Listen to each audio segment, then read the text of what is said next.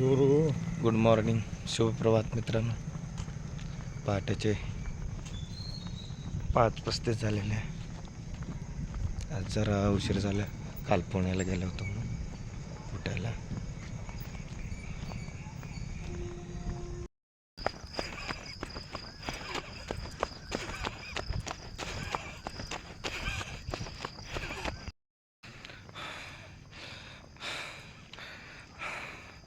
आज पूर्ण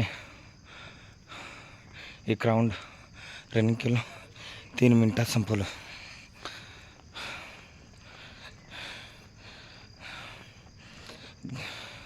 त्यांना ಒಂದೇ ರೌಂಡ್ ಆಗತ್ತೆ. ಈಗ ಜರ ರನ್ನಿಂಗ್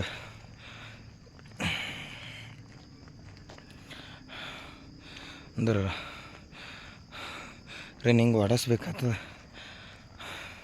ಇವತ್ತು 3 ಮಿನಿಟಿನ ಒಂದು ರೌಂಡ್ ಆಯಿತು ನೋಡಿ. ನಾಳೆ ಥೋಡೆ ಜರ ರನ್ನಿಂಗ್ ಓಡಿಸ್ತೀನಿ. ಪುಣೆದು ಸಿಟಿ ಚಲೋದು ಮಾಡ್ಕೊಂಡು ಉಳಕ್ಕೆ ತೆಗ್ದಿಗೆ ಯಾರು ಹೋಗ್ತಾರಲ್ಲ ಅವ್ರಿಗೆ ರೋಜ್ಗಾರ ಸಿಗ್ತದೆ ಚಲೋದು. ಹಂಗೆ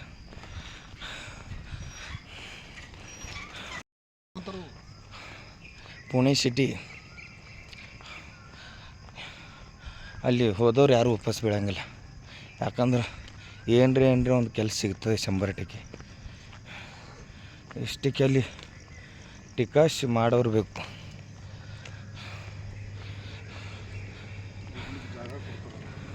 ಎಲ್ಲ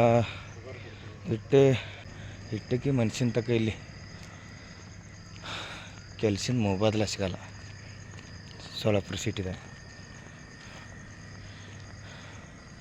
ಇಲ್ಲೇ ಒಂದು IT ಪಾರ್ಕ್ ಐತಂದ್ರೆ ಎಷ್ಟು ಇಂಜಿನಿಯರ್ ಪಾರ್ಗಳಿಗೆ ರೋಜ್ಗಾರ ಸಿಗ್ತದೆ. ಇಲ್ಲಿದು ಸೋಲಾಪುರನಿಂತ ಪುಣೆ ಸ್ಟೇಷನ್ಗೆ 150 ರೂಪಾಯಿದಾಗ ಹೋಗ್ತಾವೆ. ಪುಣೆ ಸ್ಟೇಷನ್ ನಿಂತ ಆ ಪಾರ್ಟಿ ಮನೆ ಅನ್ರಿ ಇಲ್ಲ ಯಾವ್ದಾರ ಒಂದು ಕೆಲ್ಸಿನ ಜಾಗ ಅನ್ರಿ ಅಲ್ಲಿ ಹೋಯ್ತು 400 350 ಹಿಂಗೆ ರೊಕ್ಕ ಪೇ ಮಾಡ್ಬೇಕಾಗ್ತದೆ.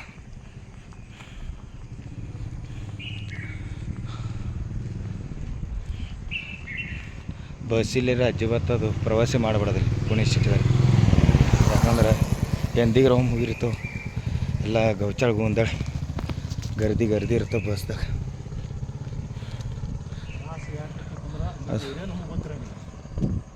ದಗಿ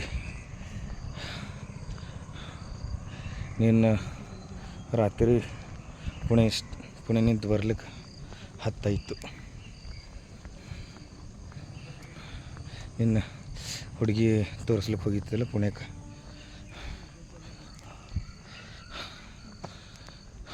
ವರ್ಷ ಆಯಿತು ಆ ಪೋರಿ ಬಯೋಡೇಟಾ ಫಾಲೋಅಪ್ ಮಾಡ್ಲಿಕ್ಕಿದ್ದು. ಅವ್ರಿಗೆ ಹೆಂಗೆ ಬೇಕಾಗಿತ್ತು, ಪುಣೆದಾಗಿರೋ ಹುಡುಗ ಎಜುಕೇಟೆಡ್ ಅಂದರೆ ಇಂಜಿನಿಯರ್ MSc BSc ಆಗೋದು ಹುಡುಗ ಬೇಕಾಗಿತ್ತು. ಅವ್ರು ರಿಜಿಸ್ಟ್ರೇಷನ್ ಮಾಡಿದ್ದಿದ್ದಲ್ಲ, ಅದ್ರ ಸಹ ನಾವೇ ಜಾಸ್ತಿ ಹಿಂಗೆ ಅದು ಬಯೋಡೇಟಾಕ್ಕೆ ಲಕ್ಷ ಕೊಟ್ಟಿಲ್ಲ. ಅವ್ರಾಗೆ ಫೋನ್ ಹಚ್ತಿದ್ರು, ಹಳೆಗೆ ಹೇಳ್ತಿದ್ದೆ. ಜರ ರಿಜಿಸ್ಟ್ರೇಷನ್ ಮಾಡ್ತಿದ್ರು ಅಂದ್ರೆ ನಾಗಿ ಅವ್ರಿಗೆ ಫೋನ್ ಹಚ್ತಿದ್ದೆ. ಅವರು ನೀನು ಹುಡುಗಿ ತೋರ್ಸೋಣ ರಿಜಿಸ್ಟ್ರೇಷನ್ ಫೀ ಕೊಟ್ಟರು ಹುಡುಗಿದವರು. ನಾವು ಒಟ್ಟಕ್ಕೆ ಕೆಲಸ ಆಗಪ್ಪಲ್ನೇ ಅದ ಅಂದ್ರೆ ಕೂಡಿ ಬರ್ತಾವೆ ಇಬ್ಬರದು. ಅವ್ರಿಗೆ ಹೆಂಗೆ ಬೇಕು ಹುಡುಗ ಆ ಪ್ರಮಾಣ ಹುಡುಗ ತೋರಿಸಿದ ಹುಡುಗಿದವ್ರಿಗೆ. ಹುಡುಗನವ್ರಿಗೆ ಭೀ ಯಾವ ಪ್ರಮಾಣ ಹುಡುಗಿ ಬೇಕು, ನೌಕರಿ ಮಾಡೋಕ್ಕೆ ಹುಡುಗಿ ಬೇಕಿತ್ತು. ಇವ್ರಿಗೆ ನೌಕರಿ ಮಾಡೋಕ್ಕೆ ಹುಡುಗಿನೇ ತೋರಿಸಿ. ಅವರು ನಂದು ಯೂಟ್ಯೂಬ್ ಚಾನೆಲ್ ನೋಡಿನೇ ಹುಡುಗಿದವ್ರು ಫೋನ್ ಹಚ್ಚಿರು. ಇವ್ರು ನಂದು ಇನ್ಸ್ಟಾಗ್ರಾಮ್ ರೀಲ್ ನೋಡಿ ಹುಡುಗನವ್ರು ಫೋನ್ ಹಚ್ಚಿರು.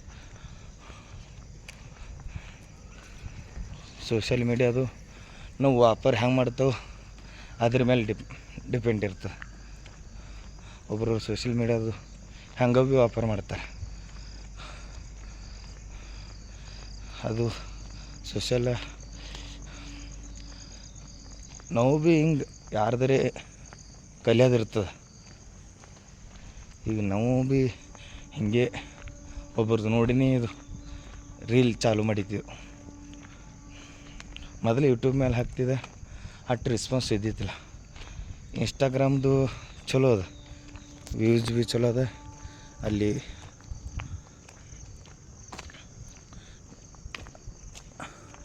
ಅದು ಪ್ಲ್ಯಾಟ್ಫಾರ್ಮ್ ಮೇಲೆ ಮಂದಿ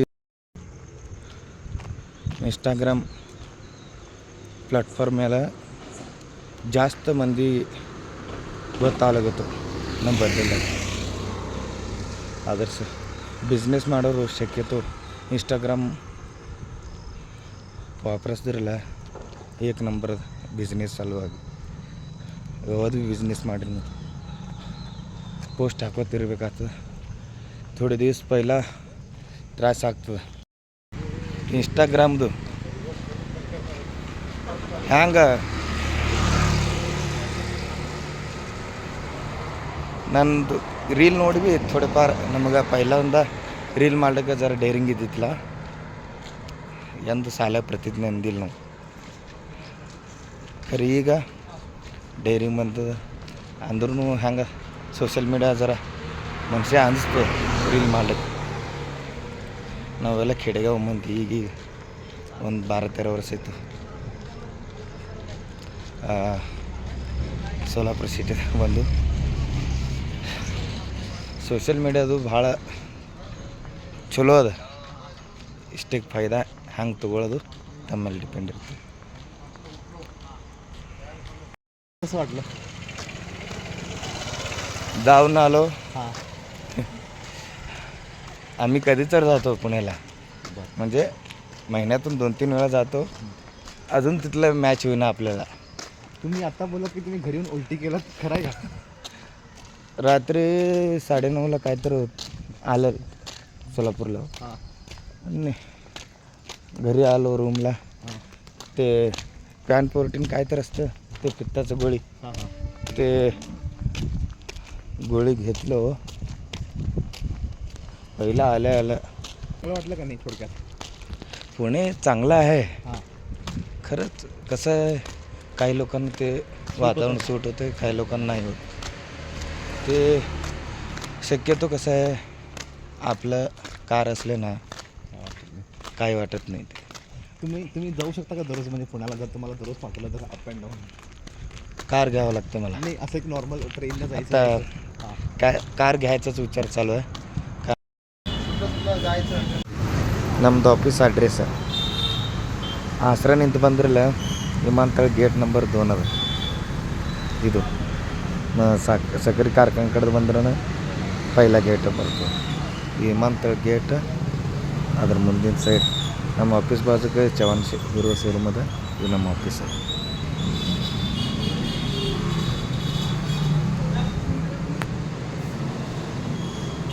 ಇದು ನಮ್ಮದು ಆಫೀಸ್. ಬರೋದನ್ನ ಶಕ್ಯतो ವಾಟ್ಸಪ್ ಮೇಲೆ ಮೆಸೇಜ್ ಹಾಕ್ರಿ, ಇಲ್ಲ ನಮ್ಮದು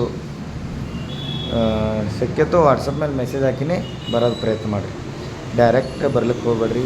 ಯಾಕಂದ್ರೆ ಒಮ್ಮೊಮ್ಮೆ ಆಫೀಸ್ ಬಂದಿರ್ತದೆ, ಯಾವಾದ್ರೂ ಪಾರ್ಟಿ ತೋರಿಸ್ಲಿಕ್ಕೆ ಹೋಗಿರ್ತೀನಿ, ನಾ ಹುಡುಗ ತೋರಿಸ್ಲಿಕ್ಕೆ ಹೋಗಿರ್ತೀನಿ, ಆಫೀಸ್ ಬಂದಿರ್ತದೆ. ಶಕ್ಯतो ಬರೋ ಮುಂದೆ ವಾಟ್ಸಪ್ ಮೇಲೆ ಮೆಸೇಜ್ ಹಾಕ್ರಿ, ಇಲ್ಲಾಂದ್ರೆ ಟೆಕ್ಸ್ಟ್ ಮೆಸೇಜ್ ಮಾಡಿರಿ, ನಡೀತದೆ. ನಾನು ನಿಮ್ಗೆ ರಿಪ್ಲೈ ಮಾಡ್ದಂದ್ರೆ ಬರಾಗೈತೆ ರೀ ಭೇಟಿ ಆಗ.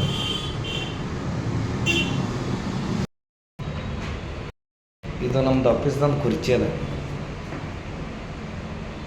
ಅದ್ರ ಮೇಲೆ ದಿವಸಭರ ಕುಂದ್ರದಾಗಲ್ಲ, ಅಟ್ ಕಂಫರ್ಟೇಬಲ್ ಅನ್ಸಲ್ಲ. ಕುಂದ್ರತಿರ್ಬೇಕು. ನನಗೆ ಕುಂದ್ರೋದು ಈ ಕುರ್ಚಿ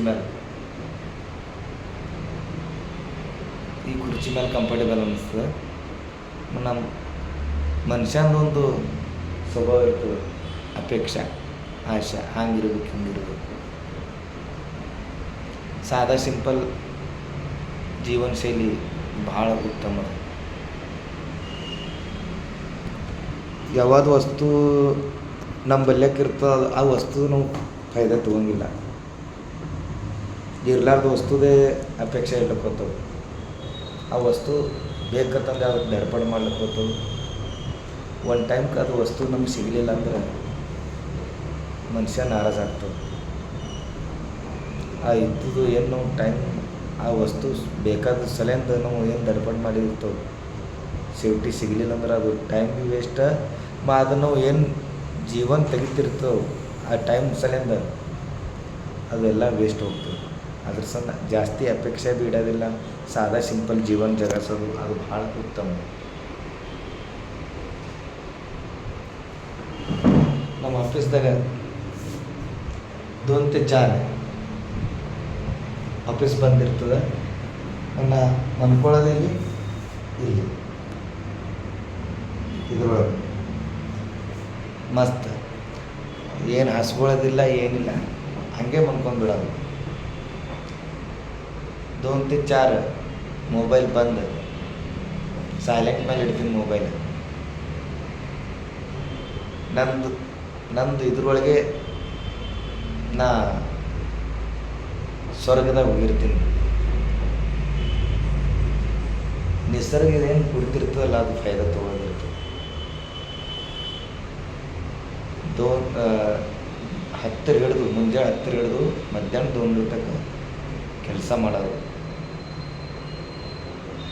ಆಮೇಲೆ ಮತ್ತು ಅದ್ರ ನಂತರ 2 ते 4 ಫಸ್ಟ್ ಕ್ಲಾಸ್ದಾಗ ಆರಾಮ್ಸಿರ ಮನ್ಕೊಂಡ್ಬಿಡೋದು. ಮತ್ತು 4 ಹಿಡಿದು 8 ತನಕ ಮತ್ತು ಆನ್ಲೈನ್ ಕೆಲಸ. ಇದು ನಂದು ಆಫೀಸ್ದು ವರ್ಕ್. ಮನುಷ್ಯಾಗ ಒಂದು ಬೇಕು ಅಂತಂದು ಇದು ಇರ್ತಿರ್ತದೆ. ನಮ್ಮದು ಹಾಗಿಲ್ಲ, ಆರಾಮ್ಸಿರ ಜಿಂದಗಿ ತೆಗೆದು. ಅದ್ರ ಸಹ ನಾನು ಪುಣೆ ಜೀವನ ಮುಂಬೈ ಜೀವನ ಅದು ಅವಡಸಂಗಿಲ್ಲ. ರಿಲ್ಯಾಕ್ಸ್ ಕೆಲಸ ಮಾಡೋದು, ಉತ್ಪನ್ನ ಜಾಸ್ತಿ ಗಳಿಸೋದು. ನಮ್ಮ ಕೆಲಸಿನಂದು ಮುಂದಿನವ್ರಿಗೆ ಯಾವಾಗ ಭೀ ಡೌಟ್ ಬರೋದಿಲ್ಲ. ನಾವು ಏನು ಕೆಲಸ ಮಾಡ್ತೇವಲ್ಲ ಆ ಕೆಲಸನಾಗ ಮುಂದಿನವ್ರಿಗೆ ಇವ್ರು ಹಿಂಗೆ ಮಾಡ್ತಾರೆ ಹಿಂಗೆ ಡೌಟ್ ಬರೋದಿಲ್ಲ. ಇವರು ಏನು ಮಾಡ್ತಾರೆ ಕರೆಕ್ಟ್ ಮಾಡ್ತಾರೆ ಹಿಂಗೆ ಆ ಮುಂದಿನ ಮನುಷ್ಯಾಗ ಫೀಲಿಂಗ್ ಮಾಡಿಸ್ಬಿಡೋದು. ಅದರಲ್ಲೇ ನಿಮ್ಗೆ ನಿಮ್ಮ ಸಂಗಟ ಮಂದಿ ಜೋಡಿಸ್ತಿರ್ತಾರೆ. ನನ್ನ ಕೆಲಸ ಭೀ ಹೆಂಗೆ ಅದ. ನಾ ಕೆಲಸ ಏನು ಮಾಡ್ತೀನಿ ಮುಂದಿನ ಮನುಷ್ಯ ಸಮಾಧಾನ ಆಗ್ಬೋದು. ಹಿಂಗೆ ಸರ್ವಿಸ್ ಕೊಡೋದು. ಯಾವಾಗ ಭೀ ಕೆಲಸ ಬಿಸ್ನೆಸ್ದಾಗನ್ರಿ ನೌಕರಿದಾಗನ್ರಿ. ನಾ ಯಾವಾಗ 2012 ತನಕ ಊರಾಗಿದ್ದ ಮಿಸ್ತ್ರಿ ಕೈ ತಳ ಬಿಗಾರಿ ದಂಧೆ ಮಾಡ್ತಿದ್ದೆ. ಬಿಗಾರಿ ದಂಧೆ ಮಾಡ್ಕೋತ ಮಿಸ್ತ್ರಿ ದಂಧೆ ಕಲಿತ. ಆ ಮಿಸ್ತ್ರಿ ಇದೊಂದು ಮನೆ ಗುತ್ತ ಹಿಡಿಯೋದಂದ್ರೆ ಇದು ಎಟ್ರಕ್ಕೆ ಹಿಡಿಬೇಕು ಅಂತಂದು ನನಗೆ ಕೇಳ್ತಿದ್ದ ಮಿಸ್ತ್ರಿ. ಮತ್ತು ನಾ 2012 ಬಿಟ್ಟು ಕಣ್ಮುಸ್ಬಿಟ್ಟು ಸೋಲಾಪುರದಾಗ ಬಂದ. ಆ ಮಿಸ್ತ್ರಿ ನನ್ನ ಜಾಣಿವ ಅಲಗಿತ್ತು. ಸ್ವಾಮಿ ಭಾಳ ಭಾರಿ ಕೆಲಸ ಮಾಡ್ತೀವಿ. ಕೆಲಸಿನ ಪಗಾರ ನಂದು ಬಿಗಾರಿ ದಂದಿದ್ದು ಎಷ್ಟು ಇರ್ತದೆ ಅಟ್ಟೆ ಕೊಡ್ತಿದ್ದ. ಖರೆ ಮಿಸ್ತ್ರಿ ಕೆಲಸ ಮಾಡ್ಕೊಡ್ತೀನಿ ನನ್ನ ಕೈಲಿ. ಮತ್ತು ನನಗದು ಒಂದು ಆನಂದ ಬೀಳ್ತಿತ್ತು. ಮತ್ತು ಕೆಲಸ ಭೀ ಹಂಗೆ ಮಾಡ್ತೀನಿ. ಅದ್ರ ಸಲಿಂದ ಕೆಲಸ ನೀವು ಹಿಂಗೆ ಮಾಡಿರಿ, ಮುಂದಿನ ಮನುಷ್ಯ ಮಾಡಿದ್ರೆ ಇವನ ಕೈಲೇ ಮಾಡ್ಕೋಬೇಕು ಕೆಲಸ.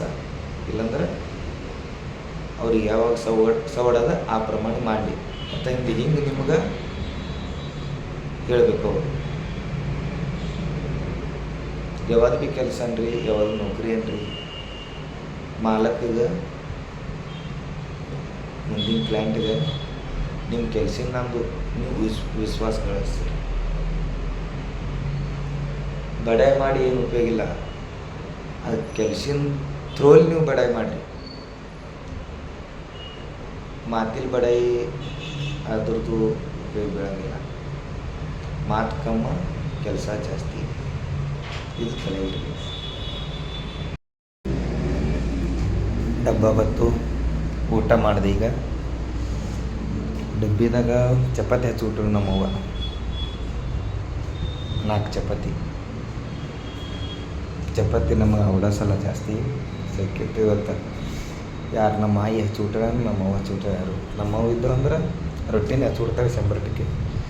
ನಮ್ಮ ಆಯಿ ಹಚ್ಚಿಬಿಟ್ಟಾಳೆ 4 ಚಪಾತಿ. 4ದಾಗ ಒಂದು ಉಳಿತು ಸಿಲ್ಲಕ್ಕ. ಚಪಾತಿ ಉಂಡಿದಕ್ಕೆ ಹಿಂಗೆ ತಿರುಗಾಡೋದು ಪಾಡಿ. ರೊಟ್ಟಿ ಉಂಡು ಅಂದ್ರೆ ಹಿಂಗೆ ತಿರುಗಾಡೋದು ಗರಜೆ ಬೀಳಂಗಿಲ್ಲ. ಯಾಕಂದ್ರೆ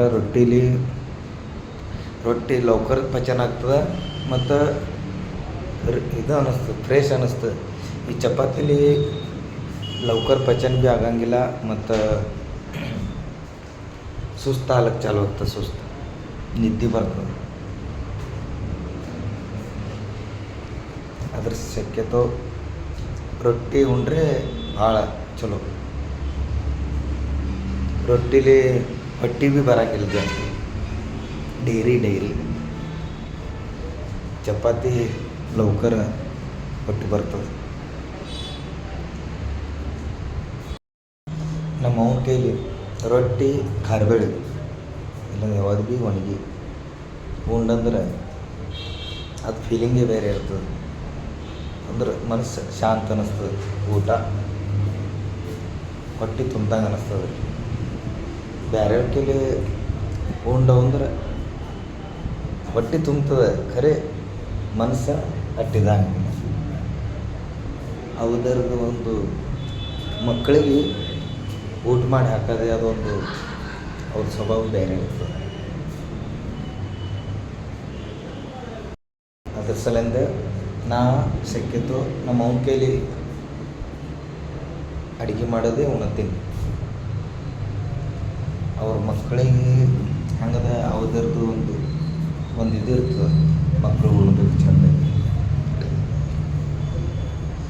ನನಗೆ ಭೀ ನಮ್ಮ ಅವನ ಕೈಲಿ ಅಡುಗೆ ಮಾಡೋದು ಉಂಡಂದ್ರೆ ನನಗೆ ಅದು ಮನಸ್ಸು ಶಾಂತ ಅನ್ನಿಸ್ತದೆ. ನಮ್ಮವ್ವ ರೊಟ್ಟಿ ಸಾದಾ ಯಾವತ್ತು ಭೀ ಒಣಗಿ ಸಿಂಗಲ್ ಒಣಗಿ ಅದ್ರ ಸಂಗಡ ಖಾರಬೇಳೆ ಇರಲಿಲ್ಲ ಅಂದ್ರೂ ರೊಟ್ಟಿ ಒಣಗಿ ಉಂಡಂದ್ರೂ ಅದು ಒಂದು ಮನಸ್ಸು ಶಾಂತ. ಹೊಟ್ಟೆ ತುಂಬ್ತದೆ. ಅದ್ರ ಸಂಗಡ ಮನಸ್ಸು ಭೀ ತುಂಬ್ತದೆ. ಹಿಂಗಾಗೋದ್ರದ್ದು ಒಂದು ಅದ್ರ ಸಂಗಡ ಅವ್ರು ಅಡುಗೆ ಮಾಡೋದು ಮಕ್ಕಳಿಗೆ ಉಣಿಸೋದು ಅದೊಂದು ಅವ್ರ ಮನಸ್ಸಿನ ಒಂದು ಪ್ರೇಮ ಇರ್ತದೆ. ಹೌದರ್ದು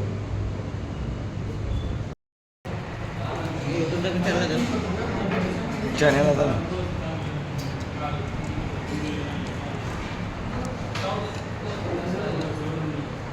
ಬಡ್ಡೆ ಇವ್ನ ಬಡ್ಡೆ ಬಾಯ್ ರಾಕೇಶ್ ಕೊದ್ದ ಕೇಕ್ ಕಟ್ ಮಾಡೋದಿಲ್ಲ, ಡೈರೆಕ್ಟ್ ಊಟ. ಕೇಕ್ದು ಅಷ್ಟು ಮಹತ್ವ ಇಲ್ಲ ನಮಗೆ, ಊಟದ ಮಹತ್ವ.